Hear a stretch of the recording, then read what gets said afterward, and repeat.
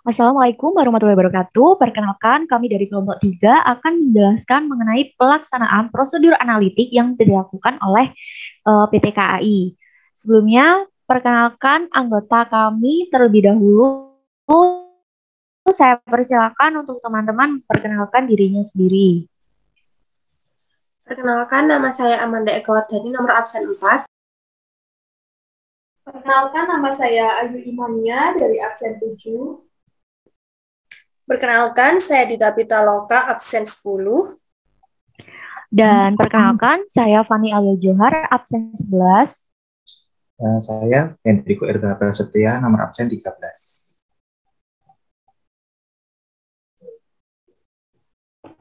Baik, untuk topik-topik yang akan kita bahas itu akan membahas mengenai profil perusahaan terdiri dari pemilik dan lokasi usaha, produk atau jasa, resiko bisnis, pasar dan persaingan pada usaha klien, sifat bisnis, dan juga analisa kinerja keuangan.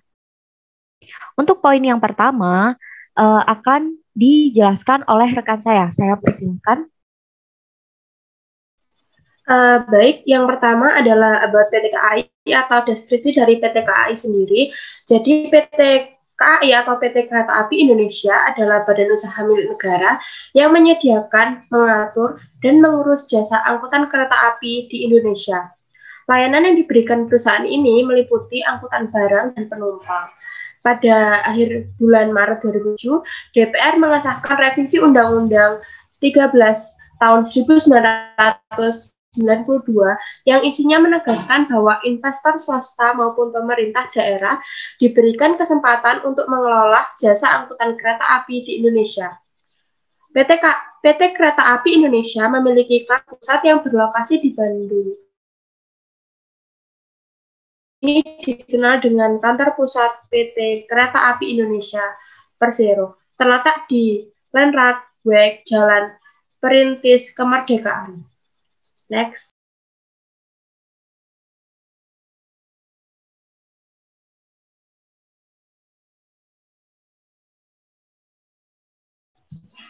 Selanjutnya ada produk dan jasa dari PT KAI sendiri. Yang pertama ada kontrak dan customer. Yang kedua ada reputasi publik. Lalu ada jaminan dan juga pesanan produk atau jasa. Selanjutnya ada trends, ada strategi dan sasaran pemasaran.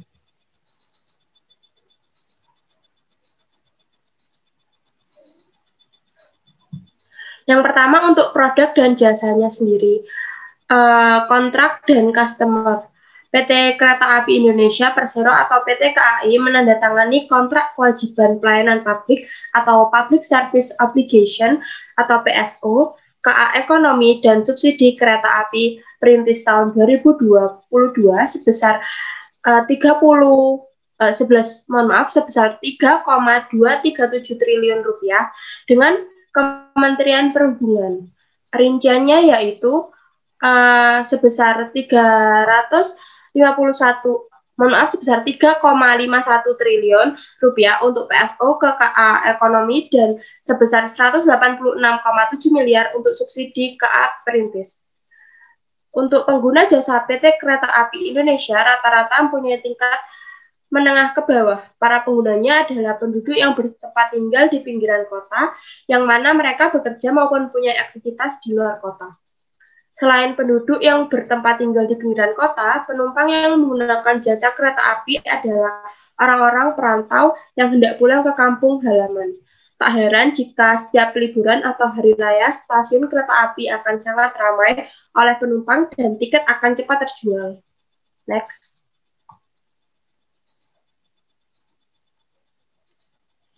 Yang selanjutnya dari produk dan jasa ada reputasi publik.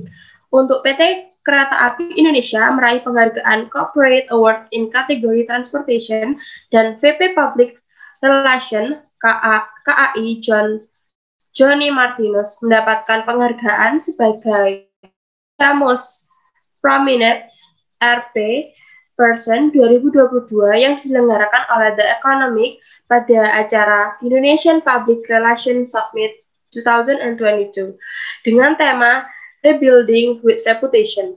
Dengan memperoleh penghargaan tersebut, memberikan peran besar dalam pembangunan reputasi perusahaan sekaligus menjadi garda terdepan untuk mengawal citra organisasi. PT KAI sudah memberikan citra yang baik. Next. Untuk poin selanjutnya akan dijelaskan oleh rekan saya.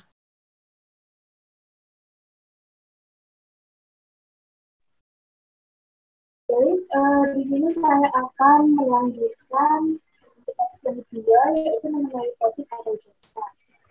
Nah, yang pertama yaitu mengenai jaminan. Jaminan untuk PT KAI Indonesia yaitu meliputi kemampuan, kesopanan, dan sifat yang dapat dipercaya yang dimiliki para staf. Kemudian bebas dari bahaya, resiko, ataupun keraguan. Kemudian di antaranya yaitu yang pertama kesopanan petugas di dalam kereta, pemberitahuan mengenai keterlambatan, keamanan personal pada stasiun dan kereta, pengetahuan petugas dalam menjawab pertanyaan, dan yang terakhir yaitu mampu memberikan informasi.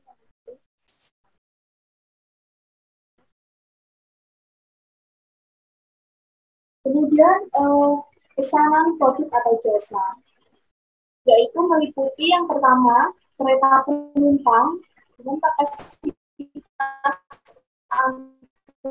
yang disediakan PT KAI di Jawa dan Sumatera 6.638 tempat duduk dengan rasio kelas 30% untuk kelas eksekutif, 22%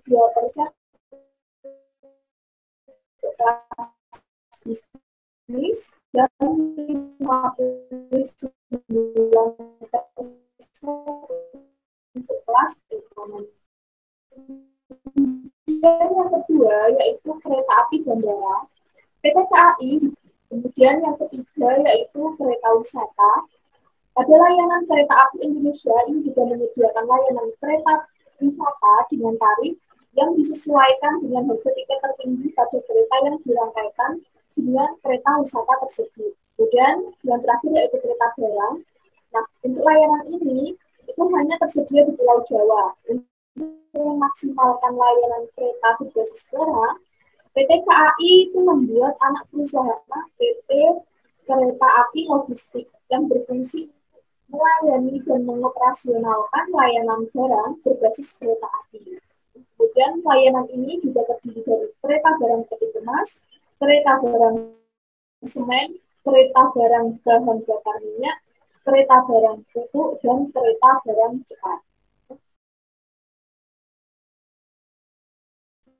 Kemudian trends untuk PT KAI yaitu PT KAI untuk memberikan informasi kepada publik tentang PT Kereta Api Indonesia, pengelola telah membuat yang bisa diakses melalui internet di mana saja. Selain itu, PT Kereta Api Indonesia juga melayani pembelian tiket melalui loket yang tersedia di stasiun ataupun di pusat reservasi, melalui agen, call center, dan melalui PT Pos Indonesia. Nah, teknologi yang digunakan dalam kereta api penumpang dibedakan menjadi 3 macam, yaitu kereta eksekutif, bisnis, dan ekonomi. Untuk kelas eksekutif, yaitu pelayanannya dilengkapi dengan K8 MT60, sistem conical ribbon bond dan tie spring yang dilengkapi booster angkor serta vertikal shock absorbing untuk memperhalus bunyi.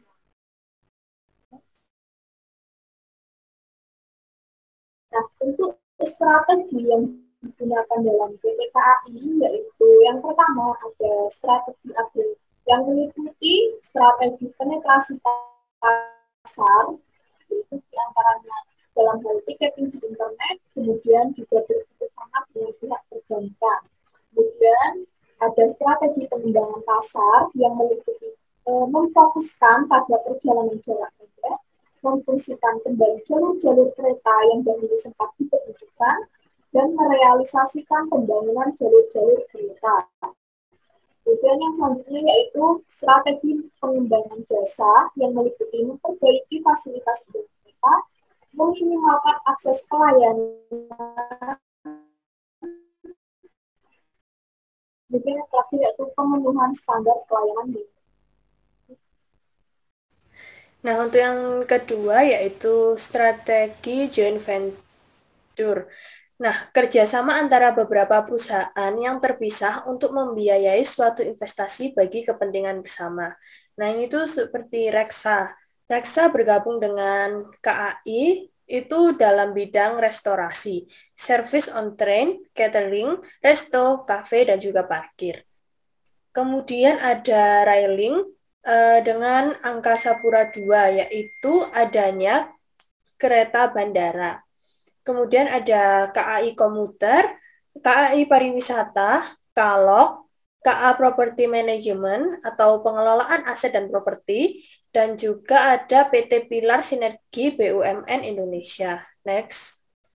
Untuk strategi yang ketiga yaitu ada strategi lainnya.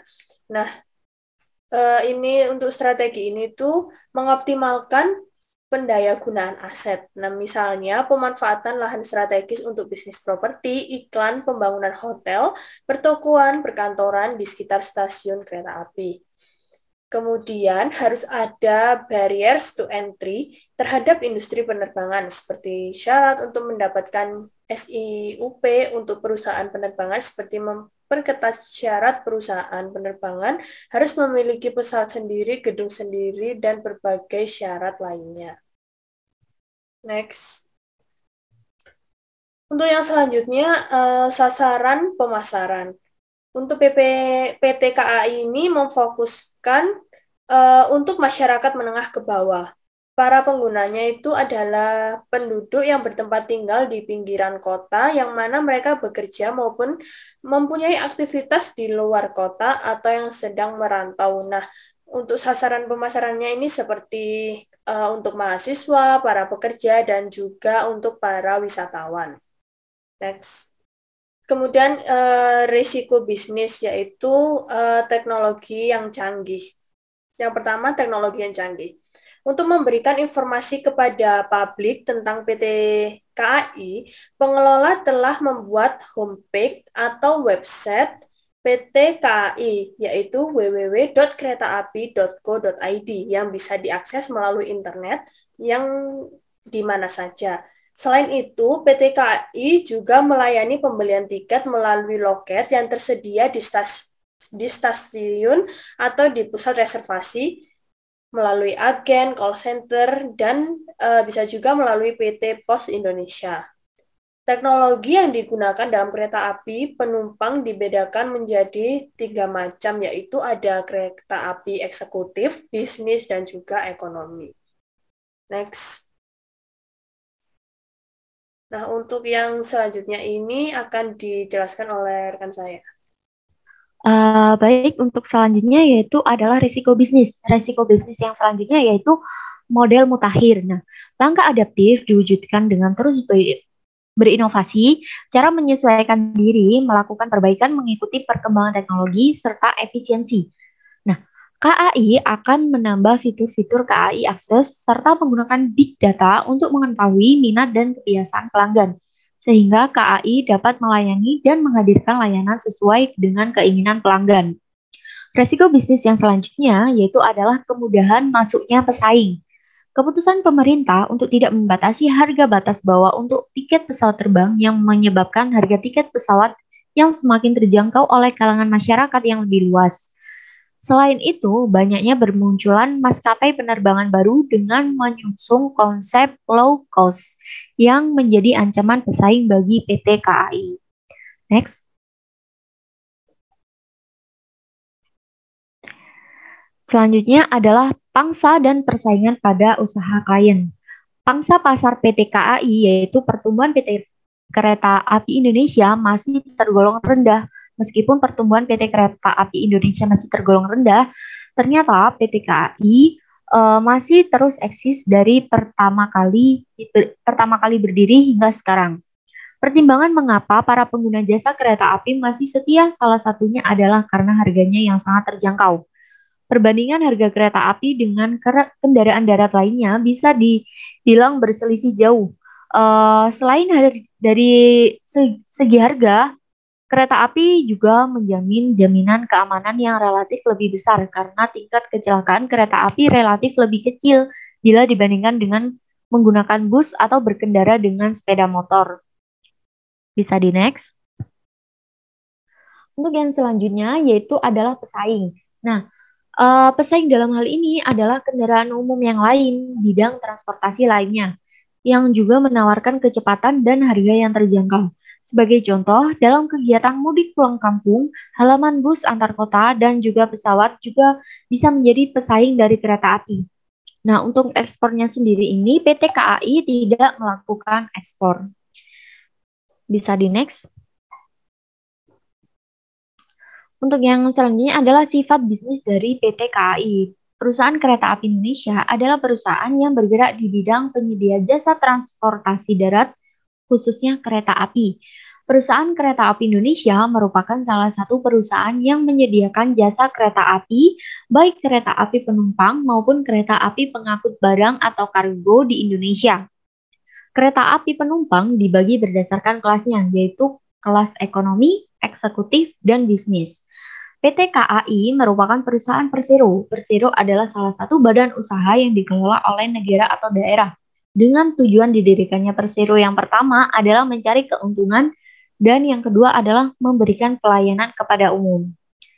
Bisa di next.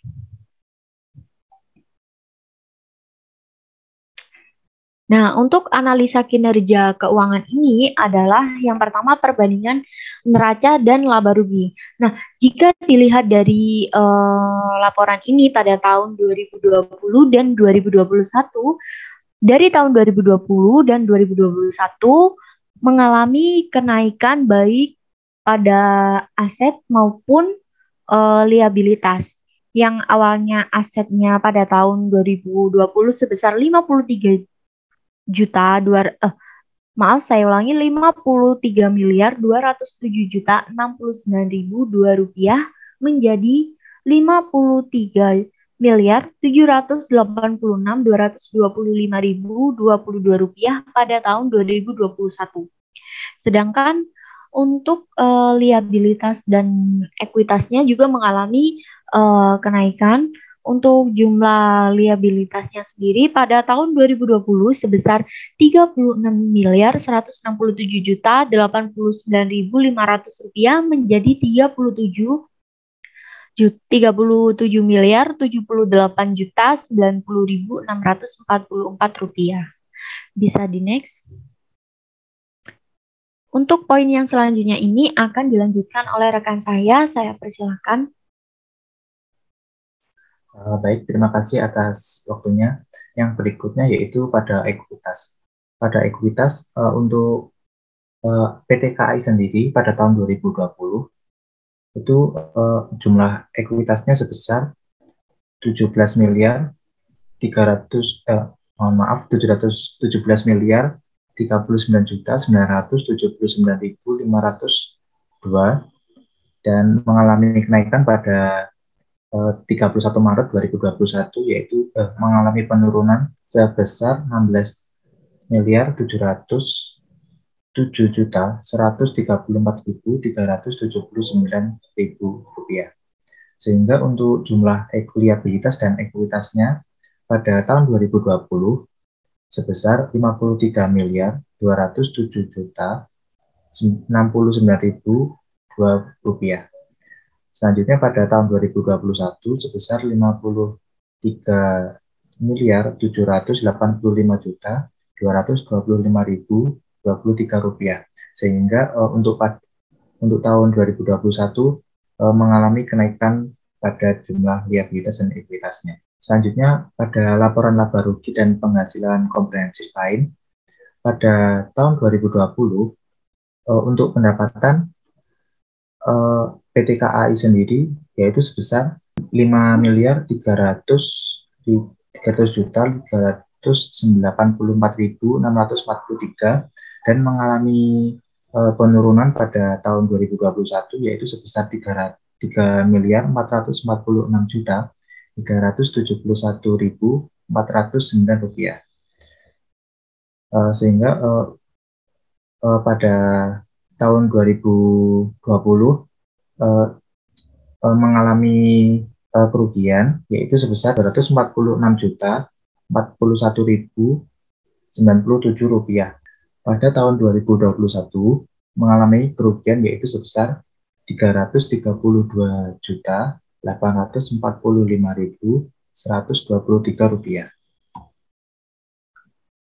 Selanjutnya yaitu perbandingan rasio keuangan. Diketahui yaitu return of equity laba bersih pada tahun 2021 yaitu sebesar minus Rp315.854.254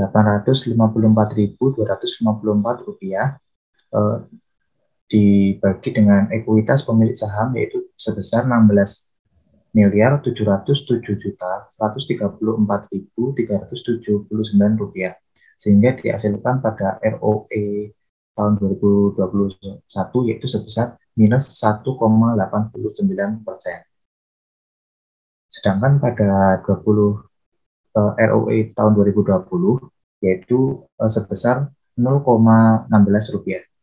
Sehingga dilihat dari ROE tahun 2021, perusahaan PT KAI mengalami kerugian dikarenakan adanya pandemi COVID-19, sedangkan pada tahun 2020 mengalami keuntungan.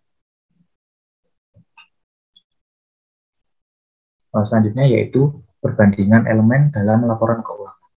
Diketahui laba bersih tahun 2021 yaitu sebesar minus Rp350.854.254 dibagi dengan total aset yaitu sebesar Rp53.785.225.023, yaitu dihasilkan return of asset tahun 2021 yaitu sebesar minus 0,59%.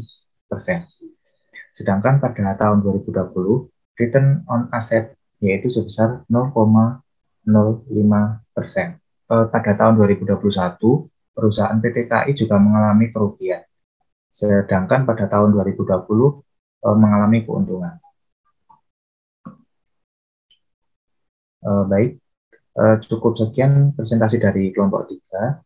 Mohon maaf atas ada kesalahan. Terima kasih. Wassalamualaikum warahmatullahi wabarakatuh.